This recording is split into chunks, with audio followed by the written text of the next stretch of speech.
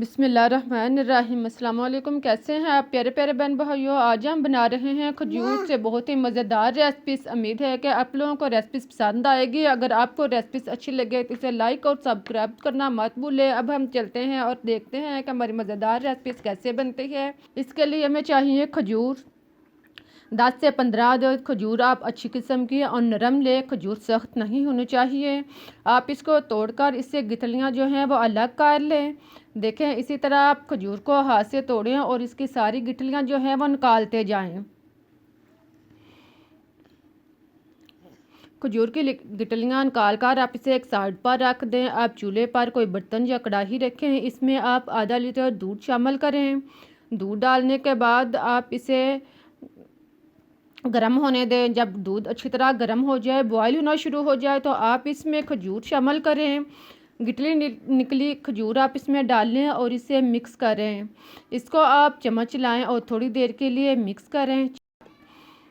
साथ में आप चीनी टेस्ट के मुताबिक शामिल कर लें। चीनी आप 3 से 4 चम्मच या टेस्ट के मुताबिक डालने के बाद अब आप इसे मिक्स करें और इसका पानी खुश्क होने तक इसे पकने दें। अब आप दूध को खूब अच्छी तरह 4-5 मिनट के लिए पकने दें। जैसे कि दूध बॉयल होना शुरू हो जाए, दूध को बॉयल होने के बाद आप इसे 3-4 मिनट तक पकने दें और फिर आप चूल्हा बंद करके इसे नॉर्मल हालत में कर लें। इसके बाद आप इसे ग्राइंड करना शुरू करें। इसको आप खूब अच्छी तरह ग्राइंड कर लें। इसके अंदर खजूर के टुकड़े जो हैं वो नहीं होने चाहिए। इसको खूब अच्छी तरह पीस लें और एक साइड पर रख दें। आप दोबारा कढ़ाई में या किसी बर्तन में आप घी देसी शामिल करें। अगर आपके पास देसी घी नहीं है तो आप दूसरा घी भी डाल सकते हैं। देसी घी आधा कप डालने के बाद इसे खूब अच्छी तरह गर्म करें और फिर आप इसमें इलायची 2 से 3 अदद शामिल करें और इसे कटकटाएँ। साथ में आप सूजी आधा कप 1/3 कप आप इसमें डालें और इसे ब्राउन होने तक पकने दें।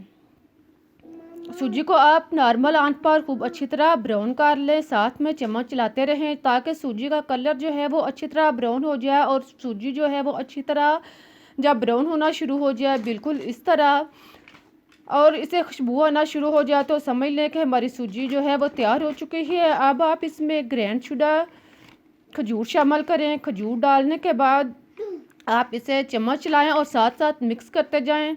खजूर जो है वो आधी आधी करके इसमें शामिल करें और साथ में चम्मच चलाते जाएं। इसे खूब अच्छी तरह चम्मच चलाएं और मिक्स कर लें।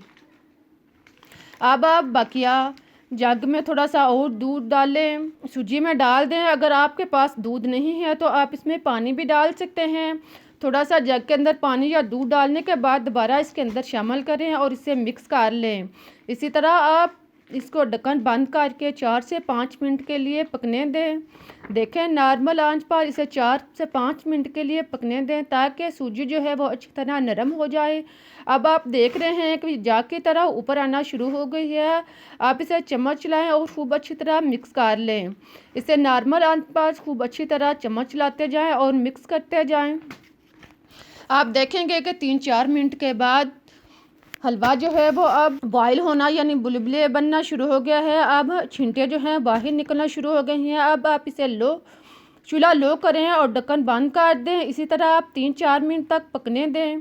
फिर आप ढक्कन ओपन करें और चम्मच चलाएं। आप देखें कि छींटे आना बंद हो चुके हैं। अब आप इसे लो आंच पर पकने दें और खूब अच्छी तरह चम्मच चलाएं और इसे गाढ़ा होने तक पकाएं। देखें, आप चम्मच चलाते जाएंगे, हलवा जो है वह गाढ़ा होना शुरू हो जाएगा। इसी तरह आप इसे पकाएं और फिर जब खूब अच्छी तरह गाढ़ा हो जाए तो चूल्हा बंद कर दें और फिर आप इसे किसी प्लेट में या डिश में निकाल लें। अब हमारी रेसिपी तैयार हो चुकी है। बहुत ही मज़ेदार और मुफीद रेसिपी है जो ना कि सिर्फ जायकेदार है बल्कि अफादियत से भी भरपूर है।